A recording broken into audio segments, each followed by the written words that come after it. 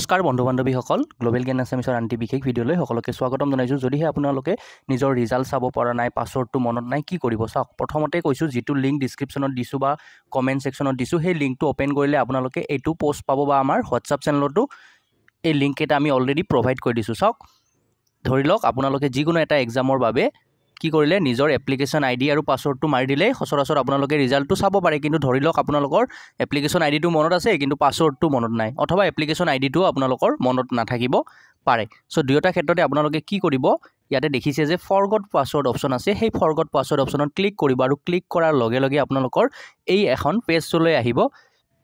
আৰু যদি কি হয়, আপোনালোকে যদি নিজৰ পাছৱৰ্ডটো মাৰি দিছে তথাপিও যদি এনেকৈ লগইন ফেইল বুলি আহি আছে, বহুতৰে লগইন ফেইল বুলি আহিছে, অৰ্থাৎ তেওঁলোকৰ পাছৱৰ্ড বা ইউজাৰ আইডিটো কিবা নহয় ক'ৰবাত এটাত ভুল আহি আছে। আৰু যদি এইটো শুদ্ধ হ'লে আপোনালোকৰ ৰিজাল্টখন ইয়াতে চাওক, ৰিজাল্টখন আপোনালোকৰ ইতিমধ্যে আহি গ'ল হয়। ইয়াতে আপোনালোকৰ পাৰ্চনেল ডিটেইলছ আৰু ইয়াতে পাছ নে ফেইল অৰ্থাৎ য়েছ নে ন' লিখা থাকিল। য়েছ মানে কোৱালিফাইড, ন' মানে ইউ আৰ নট কোৱালিফাইড।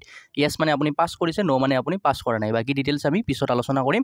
এটা কথা হ'ল পাছৱৰ্ডটো মনত নাই, আমি ফৰগেট পাছৱৰ্ড মাৰি দিয়াৰ লগে লগে নিজৰ মোবাইল নম্বৰটো মাৰি দিব লাগিব। সেইটোতো মনত আছে বাৰু। আৰু নিজৰ ডেট অফ বাৰ্থ, সেইটো আপোনালোকে নিজে জানে, নিজৰ ডেট অফ বাৰ্থটো এইটো ফৰ্মেটত মাৰিব, ডে মান্থ ইয়াৰটো আকৌ স্লেছ ইউজ কৰিব, ঠিক আছে। এই ধুনীয়াকৈ এইখিনি যদি শুদ্ধকৈ আপোনালোকে মাৰি যদি ছাবমিট কৰে, ছাবমিট কৰাৰ লগে আপোনালোকৰ তাত কি হ'ব, ছাবমিট কৰাৰ লগালগ এটা ছাবমিট বটনটো আপোনালোকে ক্লিক কৰিব। আৰু ছাবমিট বটনটো ক্লিক কৰাৰ লগে লগে ইয়াতে চাওক ওপৰত আপোনালোকৰ ডিয়াৰ কেণ্ডিডেট, আপোনালোকৰ ইউজাৰ নেম আৰু পাছৱৰ্ড দুটা মেছেজত আহিয়ে যাব।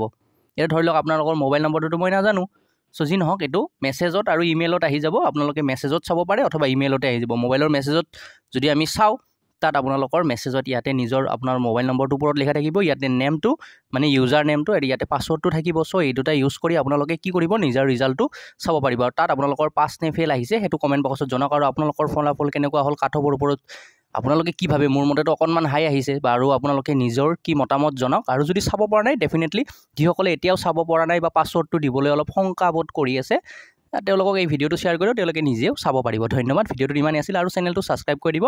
ধন্যবাদ। জয় অসম।